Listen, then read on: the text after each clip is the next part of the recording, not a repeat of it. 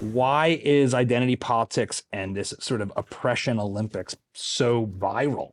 Yeah, look, I think that one is it's convenient. I mean, human beings respond to incentives. And so if you have a culture that rewards victimhood narratives, it reinforces more of those victimhood narratives. So part of that is just the incentive structure we've created. But I think it's against the backdrop of something deeper going on in the country where people have lost their sense of identity, right? I think all of us are hungry for purpose and meaning. It's what makes us different from animals. Animals don't hunger to a higher purpose. They hunger to whatever fills their urge to fulfill their meal or to reproduce. We human beings are different in that we can believe in something greater than ourselves. And so that's part of how we're wired.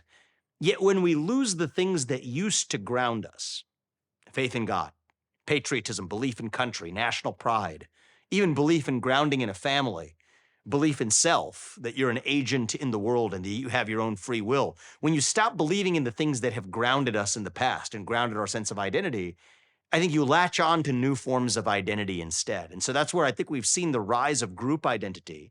And once you latch on your identity to a group, you're pitting one group versus another. The natural impulse is for one group to see itself as a victim at the hands of the other, because victimhood allows you to make a claim on somebody else for something you don't already have. So I think the deeper root cause is this deeper loss of purpose and meaning that we as human beings are wired to need to have filled in some way. If you don't believe in God, you're going to believe in something. If you don't believe in your country or pledge allegiance to the American flag, you're going to pledge allegiance to a different flag.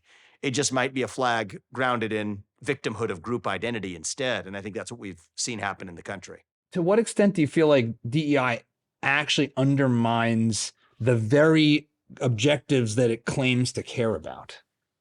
Well, I talked about this extensively in my first book, Woke Inc., which I see you have, right in front of you, which is that in the name of diversity, we've actually sacrificed true diversity of thought. Right? In the name of inclusion, we've actually created a culture where certain points of view just aren't welcome. And it's interesting, right, that the best way to screen for diversity of thought, you would think, is to screen candidates in a particular forum or a particular company for the diversity of their thoughts. The best way to screen for diversity of experience might be to ask different candidates or participants about the diversity of their experiences. And yet we've fallen into a trap where we've used genetically inherited characteristics as a proxy for diversity of thought and experience, when in fact the objective was to, in many ways, avoid that diversity of thought or experience in the first place. So it's not just an accident or a failure. It's a question of intentional design. And I think every human being has probably been in a room where you've had a lot of people in a room who look the same, but who think differently. And I think we've all probably been in rooms where you have a lot of people who look different, who still all think the same. And so part of the I would say, coup of the DEI agenda is that they've failed to define what DEI actually means. And the absence of a clear definition isn't a bug, it's a feature, because it allows them to continue to shift the definition to evade a particular criticism. But I think part of what this agenda is about is using the appearance of diversity to actually sacrifice true diversity of thought at the altar. And that's why it's fundamentally hostile to debate itself. I think chances are, if you're screening for actual diversity of thought in a boardroom or a debate competition for that matter, you're going to probably have diverse shades of melanin. You're probably going to have a bunch of different heights of people, or a bunch of people who come from different economic backgrounds, or people who come from, different racial backgrounds, men and women alike, boys and girls alike, maybe even people of sexual orientations that differ from the standard cis heterosexual. Doesn't matter. That's an accident or a byproduct of actually selecting for true diversity of thought. And I think much of the modern DEI agenda has it completely backwards. You talk a lot in your campaigning and as a public voice about national unity. And I think now more than ever, that seems harder to grasp, harder to discover what will unify us.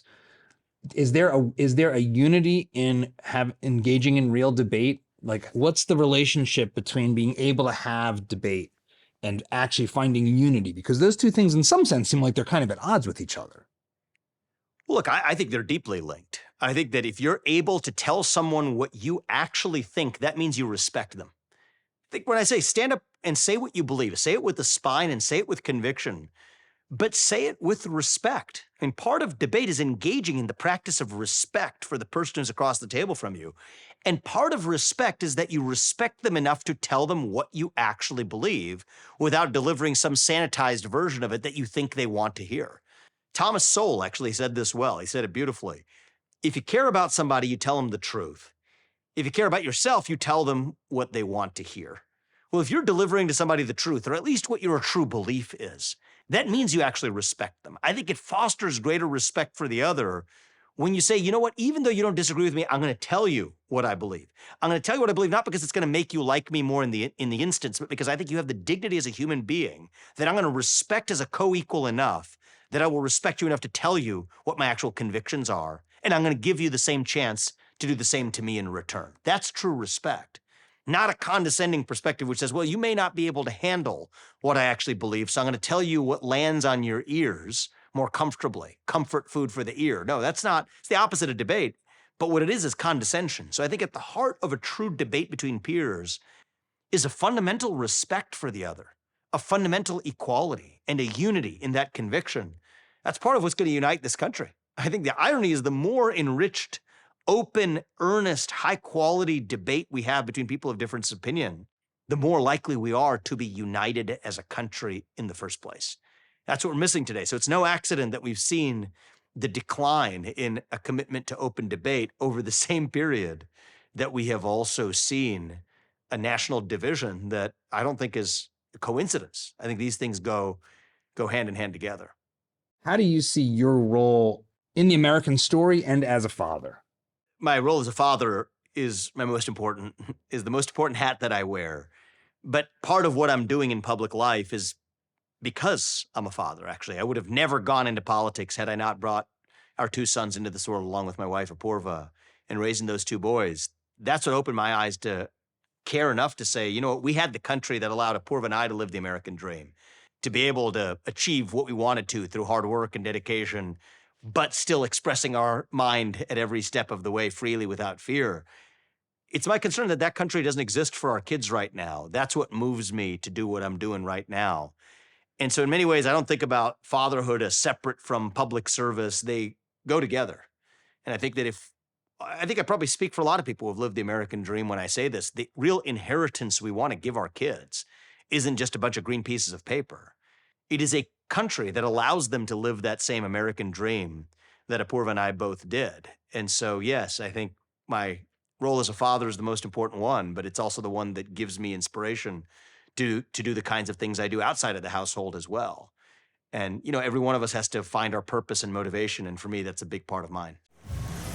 If you like this clip, you should check out the full video and all the other great content we've got at Dad Saves America. So be sure to hit the like button, subscribe, and ring that bell so you won't miss our new stuff as it drops each week.